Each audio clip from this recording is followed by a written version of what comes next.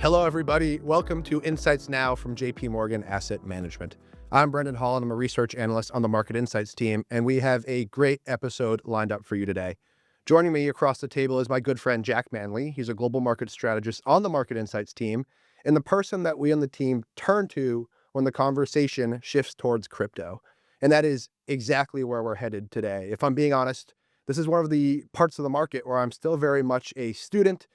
And that's what actually makes this conversation all the much more exciting. We're going to dive deeper into Bitcoin, how the crypto landscape has evolved over the last few years, and maybe most importantly, how investors should think about this asset class right now and allocating to it in portfolios. So without further ado, Jack, thanks so much for joining me today. Yeah, thanks for having me, Brandon. I'm really excited about this. Me too. So let's just dive right in. Yeah. Think about the cryptocurrency universe. It's about $2.4 trillion today. Mm-hmm. But I think it's important to recognize that Bitcoin makes up about 60% of that, roughly. Yeah. So to kick us off, why is it that when people think about cryptocurrency, they instantly think about Bitcoin? And why have people grown so excited and so obsessed with the asset today? Yeah, I do think it's interesting that whenever I have conversations with clients about crypto, there is a real tendency, and I mean, I do it too, I kind of slip into it too, to exchange those terms, right? When I say crypto, I mean Bitcoin. When I mean Bitcoin, or when I say Bitcoin, I mean crypto. It's almost like, how people call like facial tissues Kleenexes, Yep. like, the brand name that everybody associates with what is essentially a commodity. That's very much how Bitcoin functions in the world of crypto. It is sort of a stand-in for the broader crypto universe. Now, why that's the case, I mean, some of it has to do with what you mentioned, right? It represents, depending on the day, anywhere from like 50 to 70% of the crypto market capitalization. So it is by far the biggest crypto token out there. Bitcoin is also the original crypto token out there. It's been around, I think, since probably 2009, I believe is what you had dug up in your research. It's been around for a while, right? Well over 15 years at this point. It is the original. There wasn't anything else like it for a very long time. And a token like that, I think has real like first mover advantage, right? The fact that it was the only crypto token for, the better part of a decade means that for a while it was synonymous with the concept of cryptocurrency. So that's part of it too. And then when you think about the kind of price dynamics that you've seen in Bitcoin, like over the, let's say over the last 15 years, really, since it first started, the fact that it has been so volatile, the fact that you can like turn on CNBC and scrolling on the bottom on the Chiron is like the price of Bitcoin that day, and it's always up 15% or down 20%. Yeah. It's never small, minute, easy moves like what you see in, say, the equity market. I think it has this capacity to really hold our attention.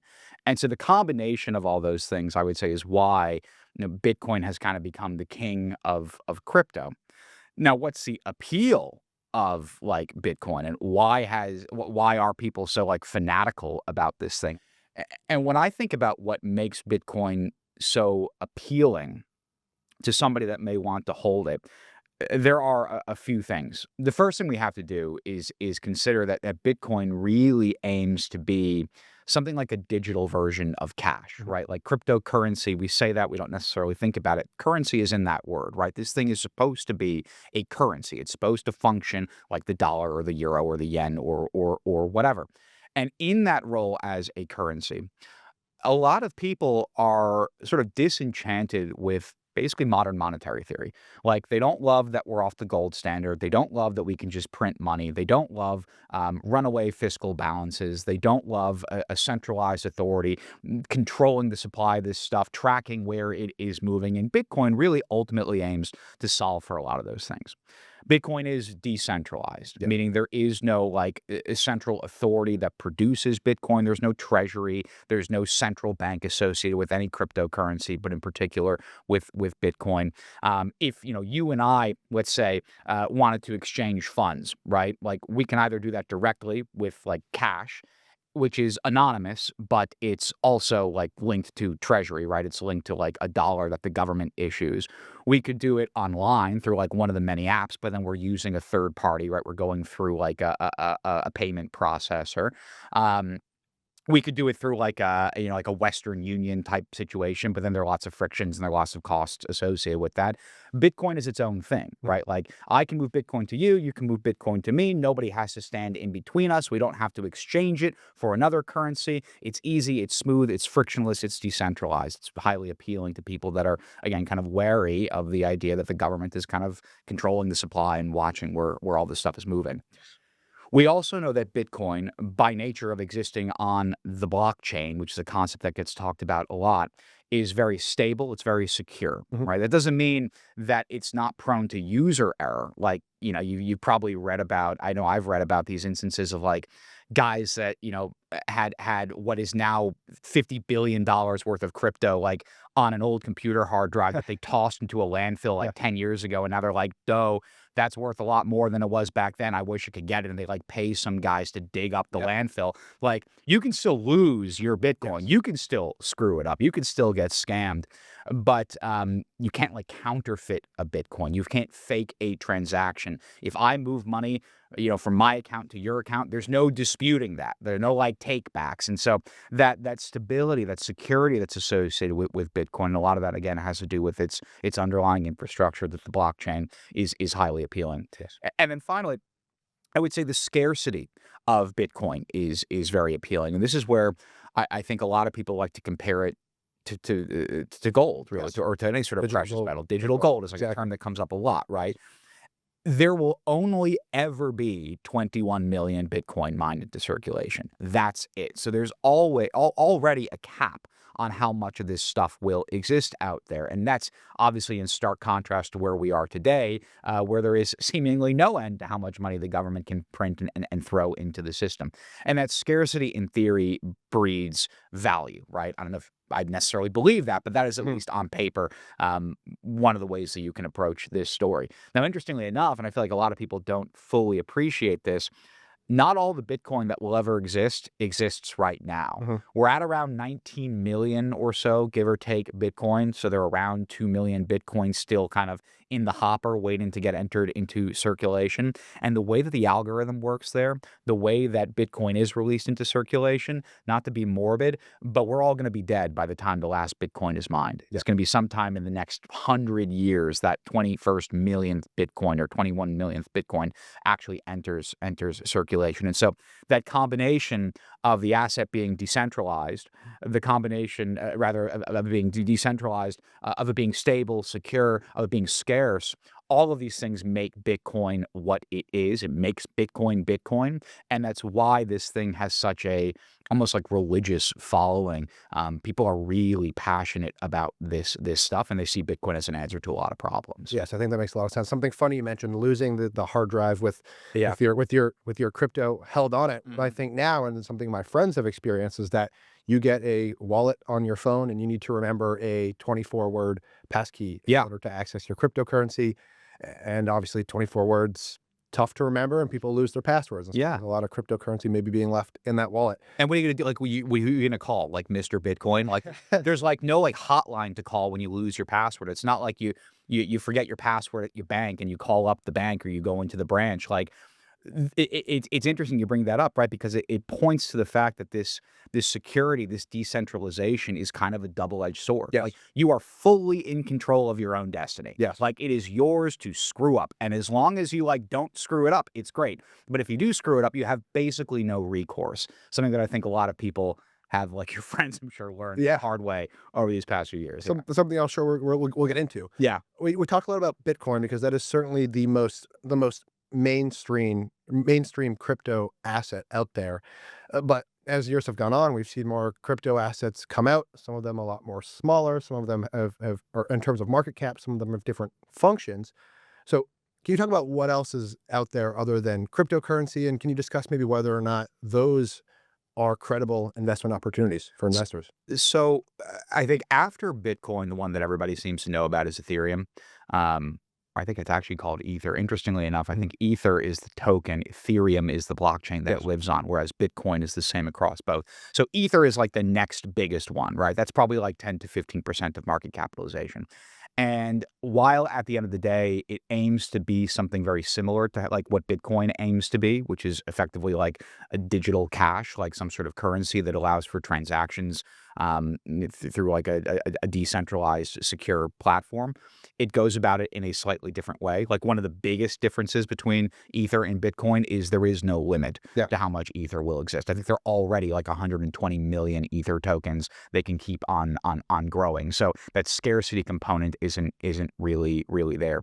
The stability, the security component isn't quite there either, because the reason that, or one of the reasons I should say, that Bitcoin is like so stable, so secure, is that it is so difficult to create new blocks, so difficult to create new tokens, right? Yeah. Again, we talk about cryptocurrency being a word that we kind of glaze over.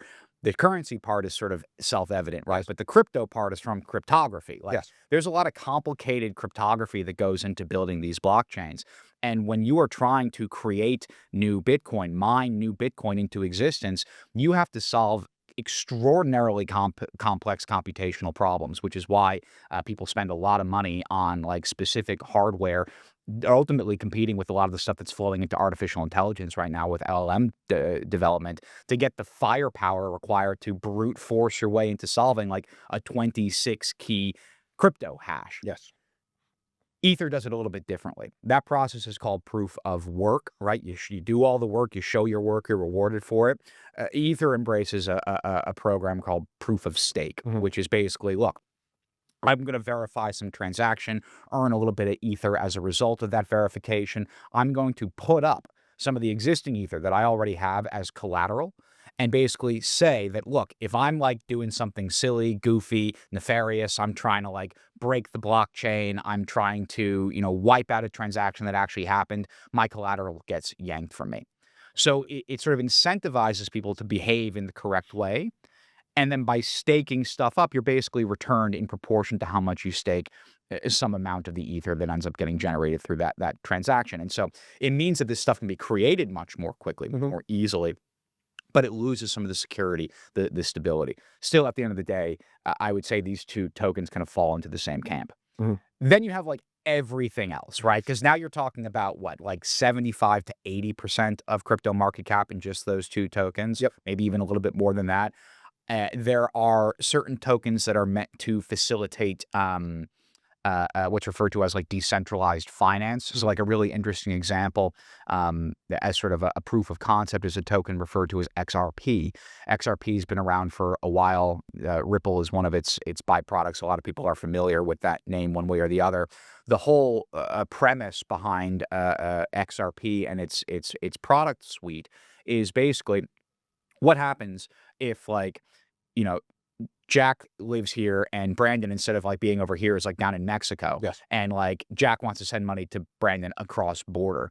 And it is complex to do that kind of transaction. Like I even experienced that recently. I was in Canada not too long ago, meeting with clients.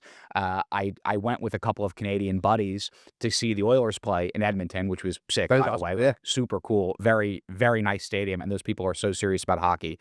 Like it's silent the whole way through. But anyway, I put all the tickets on my credit card and went to go request cash from everybody. And the Canadian guys couldn't send me money. Like there's no like Zelle, there's no Venmo, there's no like cross-border payment solution, even for individuals. Forget about like massive institutions that are looking to move enormous quantities of money across border. XRP and its products like a Ripple are supposed to be sort of that intermediary. It's that like in-between token where you convert all your dollars into XRP, you move the XRP over, the Ripple over, you convert the Ripple now into pesos, and you have effectively moved currency across borders without all the traditional like frictions, costs associated with using like a money transfer, sending a wire through like a Western Union.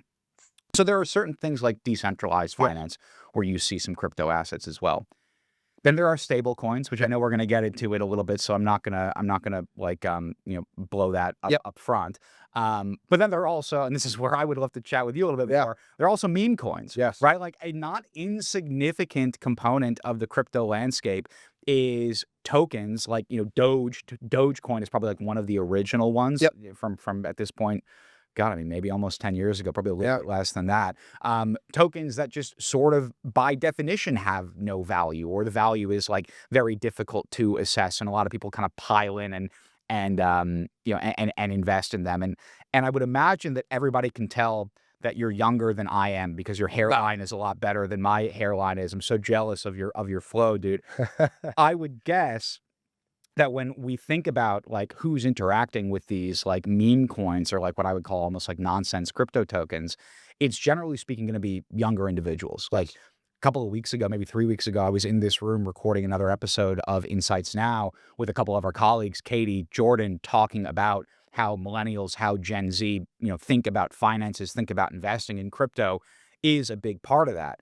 And I know you have like experience sort of in that front as well, like whatever. Rough experience. Yeah. Yeah. You said you're a student right up front. You already Yeah. had a caveat out there. Yeah. So like, I'd love to hear a little bit about like you and your friends and how they think about crypto as part of like their investment, sort of portfolio. Yeah, 100%. I think it's very interesting. Definitely, as you mentioned, younger generations more open to investing in the new asset class, in cryptocurrencies, crypto assets more broadly. If we just put a number to it, from the CFA, let's call it roughly 50% of affluent, that's 100,000 to a million in assets. They have about, or let's call it 50% of them, roughly speaking, 48 have exposure to crypto. And that's more than double what we see for Gen Xers or baby boomers, for example. What I think is most interesting is that if we look at those individuals that have exposure to crypto, a lot of that exposure and the reason they want to be invested in cryptocurrency is due to FOMO, the fear of missing out. And I think in the world of social media, it's so interesting because we all have Instagram, and there's massive blow up of these crypto millionaires. They're in Miami, they have nice watches, they're driving nice cars. And I think a lot of individuals, maybe younger individuals, are like, oh, I want to have the same fortune. I want to find an asset before it becomes big, and I want to invest in that. And so that could be a sliver of the market, or the sliver of the reason that younger individuals want to invest in cryptocurrency. But even if I look at my friends from school, who many of them majored in finance, versus my friends from home who don't necessarily have a finance degree, there's an interesting dynamic. Yeah. Those that understand different asset classes, portfolio theory, for example, are invested in the more, let's call it established cryptocurrencies like Bitcoin, like Ether, for example, that have this utility. They understand the assets, and it's a part of their portfolio construction process. Whereas my friends from home, no shade to them at all, but they may be more in the, I want to find something before it gets big and get pretty rich. Yeah. Right. So and that happens. it does. Like not often, and that's not investing advice. Exactly. Like, that does happen every once in a while. You read about people that just blow up because they hit the lottery. Exactly. It does happen, but I think it's important to level set. It's like it's not going to happen to everyone. Just because you see it on Instagram. Probably not to you. And not Probably to me. not. No, I know. Something that, for example, that we were all invested in was Picoin. You mentioned how difficult it is to actually mine Bitcoin. You need a lot of intense hardware. The whole premise of Picoin, I'm not going to speak to its merits, was that you can mine it from your phone, and there was this sort of social network effect where the community of pioneers would eventually, there you go. It's great. That's great. Branding. Would eventually transact in this Picoin and create a sort of marketplace. So again, there is utility there. Is it credible? Is it not? Like, who knows? Yeah. But for my friends who, again, don't necessarily understand the portfolio theory, it was an opportunity to try to get in on something early and make a lot of money. Yeah. So I think that's how some people in the younger generations are approaching the asset class. But there certainly is merit to having it as a part of a portfolio as well. Yeah. I think and if we zoom out, anything in which you see massive price appreciation, this kind of mentality of I'm going to get rich, I'm going to get rich quick, shortly after follows some sort of regulation for the market, right? And we've seen some pretty massive shifts in regulation from the crypto market. For example, in the US, we have the Genius Act that passed that relates to stablecoins. We have the Clarity Act as well. That's also, I believe, ongoing through Congress. So love to hear a little bit about that from your perspective and how you view the changes we've seen to the regulatory landscape for the crypto market more broadly, and whether or not that's changed the theses for the asset class. Yeah, I think it's sort of the next natural step in the conversation is to talk about the increased legitimacy of cryptocurrency, or at least the perception of legitimacy of cryptocurrency as an asset. And by the way, it's apropos to nothing. It's funny you're talking about like these Miami crypto bros. So it's like thinking about myself. I'd be such a terrible crypto bro. It's like my wrists are too small to support those like giant watches. Yeah, they got I like swear, 6 or like 7 it would Rolexes. never Like, work, yeah. dude. I could never do it. Anyway, when I think about the sort of increased legitimacy of cryptocurrency, there are a few things that I think come to mind. There are serious futures exchanges out there, including the Chicago Board of Trade, that actually host Bitcoin futures. Yep. That wouldn't exist if there wasn't real institutional interest in the space. Yeah. So, like, there are big institutional players. It's not just like your My buddies. friends. Exactly. Exactly. Yes. That Yes. invest in the crypto world. And by the way, like my best friend from college is like a huge crypto guy. So Yeah. like I get it. Yeah.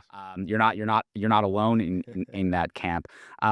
We also have, of course, very high-profile launches last year of cryptocurrency ETFs. Yes. Where before, if you wanted to own this thing, you could only do it through a crypto wallet, which is like where you lose your password and you never get it back words. again. Yeah, exactly. a lot of words. Good luck. Yep. Or you do it through like a trust, which doesn't always necessarily track the price. Now you can essentially buy this thing directly. It's like buying a gold ETF, but instead of gold, it's Bitcoin. Or I think they just launched one for Ether not too long ago. That's another sign of increased legitimacy. And then finally, and this is where the regulatory conversation comes into play, and this is what you mentioned yourself, Brandon, is like what's going on with legislation in the United States, particularly when we consider that like this current administration is very crypto friendly. Yes. And I would say probably the most important single news item for the crypto universe, and I think the only piece of legislation in the United States focused on digital tokens ever passed was last year's Genius Act.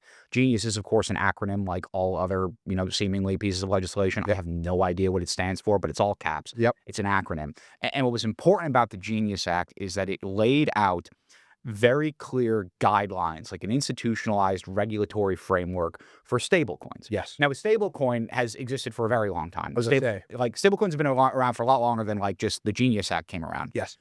And the idea of a stablecoin is that its value is supposed to be stable. It's supposed to track the value of something else that's much more widely used, usually the dollar, right? But up until the Genius Act got passed last year, this area was kind of the Wild West. Genius Act put some real guardrails around the stablecoin conversation. It establishes very clear KYC frameworks, or know your client frameworks, to help to prevent money laundering, which is always going to be one of the biggest concerns around like, sort of anonymized digital assets.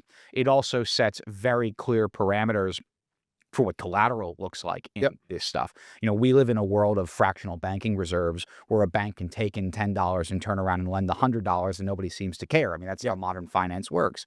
But for every stable coin that exists, it has to be backed up one for one, dollar for dollar, with an actual dollar-denominated high-quality asset. That could be a dollar itself that's deposited in the Federal Reserve branch. It could be a repo agreement with the Fed. It can be, I believe, a 90-day or less ultra-short duration treasury bond. Those three things will serve as collateral. And once you did this stuff, right, once you introduced a regulatory framework, eliminated some of the pain points around money laundering, once you established like a clear collateral regime to make sure that people weren't worried about like breaking the buck, so to speak, by moving into stable coins, you kind of opened the floodgates for stable coins to become a much, much more legitimate part of modern day finance. Yep. And the U.S. in this case is very interesting because it really does have first mover advantage. Not many other countries around the world have passed such comprehensive legislation. And interestingly, when you look at like the currencies that stable coins are typically denominated in, the US dollar is by far and away the biggest one, because in Europe, for example, stable coins exist. You can have like a digital euro, but the only collateral that you can have to back up that digital euro is a physical euro deposited in a bank. Like not overnight paper, not repo agreements. The flexibility that we have in the US doesn't really exist in other regions. The digital dollar has kind of taken off. Now, the digital dollar is, of course, centralized, right? Yes. Because at the end of the day, even though like the stable coin will be created by like an entity, what it's backed up by will be created by a central authority in the United States. It's also definitionally not scarce because, again, it's tied to the money supply in the States and it has no control over that. But it is digital. And it is safe, and it is secure, and it benefits from all those things that normal people typically look to when they look to blockchain infrastructure, right? You can move money almost instantaneously. You can do it 24 hours a day, 7 days a week, 365. There are no holidays, no weekends. There's no like 9 to 5 workday. Like you want your money, you can move it quickly. The cost of moving it as a result of all these things is a whole lot lower. I'm really excited about sort of the next chapter of like modern finance because of this stablecoin revolution. Yes. Because in my mind, the ultimate result of all this is that blockchain, again, this infrastructure that we've been talking about quite a bit, truly becomes a marketplace. Mm-hmm. Like right now, most people trade either like tokens themselves or like stupid stuff. Like, you know, when you think of like an NFT, you think of like monkeys, monkey cigar, right? Yeah. Like the monkey with the sunglasses. Like that's what everybody thinks of. Yep. Anything can be tokenized. Mm-hmm. Like I could, you know, your parents could tokenize the deed to their house and like trade it on the blockchain. Yes. But they would never do that because if you want to buy or sell that tokenized asset, you have to do it with an extraordinarily volatile crypto token. Yes. You know, like your parents sell their house to me. Let's say your parents sell their house to me for $1 million. I pay them $1 million in Bitcoin. Tomorrow it could be worth $1.5 million. Yeah. It could also be worth $500,000. Yep. Nobody wants to engage in that kind of currency risk. Yes. But by removing the currency risk, which is what you do by transacting in stable coins, now you get all the benefits of like a 24/7 digital marketplace with minimal frictions without any of the pains that had historically been associated with transacting in more typical crypto tokens. So there's a trade-off, right? But I think for most people, stable coins kind of feel like the future. Okay, that makes a lot of sense. So just to make sure I'm clear and that the viewers understand it, stablecoin, the whole purpose is in the name, to keep a stable value. It's for fast and secure payment and settlement. Whereas if we think about traditional cryptocurrencies like Bitcoin, for example, that is a decentralized store of value, but also a diversifier or an asset, a risk asset that can appreciate. That's the best way to understand it. I think that's a great way to think about it. So it can appreciate. It will appreciate. Yes, that is true. Good point. So I guess for investors, and always think about this stablecoin revolution, it obviously has a ton of utility. Why not just hold deposits in stablecoin in general? Or what are some of the risks associated with the stablecoin more broadly? Risk, I don't know if is the right word, Yeah. but I have a hard time imagining that stablecoins, at least as they stand right now, will fully replace things like deposits in banks or even things like certificates of deposit, money market fund, like short-term cash-like instruments. Because at least the way that things are worded right now through the Genius Act, stablecoin providers are not allowed to pay interest. Now, there are like creative ways to rebrand interest and get that money flowing. It can certainly happen. I'm sure that it will. Yes. But you right now, as things stand, cannot get paid interest directly on the stable coins that you own. Very, very different, obviously, than a money market fund, than a than a CD, even than like a savings account, where you were getting essentially compensated for your illiquidity, for locking up your money with this institution. The other kind of problem with a like digital dollar, right, is that it functions much more like a debit card than it does like a credit card. If they're using it online, you know, you've had like digital currency for a while in the form of like being able to enter your credit card information on Amazon or whatever. Like you've been able to buy things online forever, but there is no such thing as credit within the stablecoin universe. Like, what would that even look like conceptually? It doesn't make a lot of sense. And credit is like just such an integral, like underlying or underpinning component of modern finance that you would have to figure out how to solve for that, whatever solving for that may end up looking like, before this thing ultimately ends up replacing like the credit card payment processors of the world. So it's interesting for very specific cases. It is not going to like fully replace our modern monetary system. It's certainly not overnight, perhaps not ever. Understood. And then I guess final question, we'll finish off here. Not the safe haven asset, but still an important consideration in the asset allocation process. Yep. How do you think investors should consider right-sizing the allocations and portfolios if they do decide that exposure is right for them? Yeah. So that's a big one, right? Is you got to figure out if it's right for you. Yes. And we could clearly, I think we've already talked too long. We could talk for hours about this stuff. Yes. I've given up on trying to tell people not to own this stuff, right? It has to be the most asked question. Yeah. Oh my God. Yeah. MIQs when everybody wants to know, and I've given up trying to say don't on it. So I've like switched tact, and the tact now is like own whatever you want. Like I would personally not advocate more than like 5% of your net worth at a maximum, sort of similar to what we would advocate in gold, frankly. But almost treat it like you're going to Vegas. You know, like you're putting it all on black at the roulette table. If it hits, you become fabulously wealthy and you're everybody's best friend. And if it doesn't, then like, Yep. You knew what you were you knew what you were signing up for. And I think if you have that mentality that you're only staking what you're willing to lose, then you can, sort of get a horse in the race, so to speak. You can start paying attention to this stuff, which I think pretty clearly is very interesting. Like, you may not like it, but it's super interesting, and it's clearly not going anywhere anytime soon, especially not with all the legislation, the regulatory push, the increased legitimization that we were talking about earlier. And if that's how, like, you can, get invested, not directly, but like philosophically invested in the concept of crypto, then fine, go for it. But I wouldn't sell out of all your equities and move them all into Picoin. That is, I hope I didn't burst anybody's bubble there. But no, that is not what I would do, I think, when we think about a serious allocation in the future. That sounds good. Like you said, don't invest what you aren't prepared to lose. Big time. But again, thanks for joining me. I think we could have had a conversation that lasted hours. And I think not only is it an important opportunity for investors considering portfolios, but there's also a ton of utility behind the crypto space as well. So thank you for diving a little bit deeper into that. And we want to thank you for joining us as well. I'm walking away with a much deeper understanding of the crypto market. And to our listeners, we hope that you can say the same. As always, thank you for tuning in. We have so many more great conversations on the way. So stay tuned for the next episode of JP Morgan Asset Management's Insights Now. Until then, stay safe and take care. This material is for information purposes only.